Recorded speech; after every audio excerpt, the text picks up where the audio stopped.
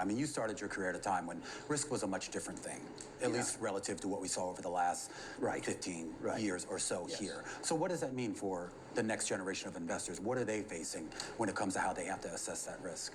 Well, anybody who joined after '09 pretty much only saw good times, except for a couple of bad months in 2020 in connection with the pandemic shutdown. But, you know, for my first 30 years in high-yield bonds, 78 to '08, the average default rate was about 4% a year. In the last decade, it was only 2% a year. I think 4 is more normal. And, you know, defaults and bankruptcies should not be that scarce. And I think we'll be going back to a somewhat harsher environment. Well, let's unpack that. I mean, start off first with the rally that we've been seeing lately in high-yield debt. What do you make of that? Do you see it as sustainable, persistent? Well, I think the current prices are roughly sustainable.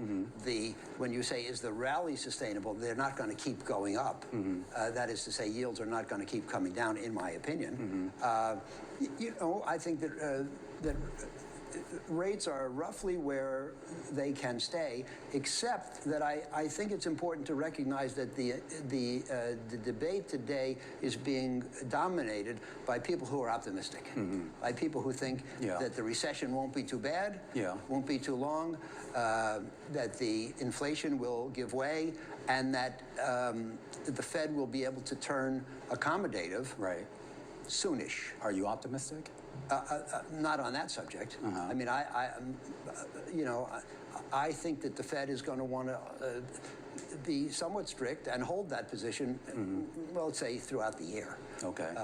I don't think the Fed wants to be seen as being optimistic, you know, hawkish, dovish, hawkish, dovish. They want to have some constancy.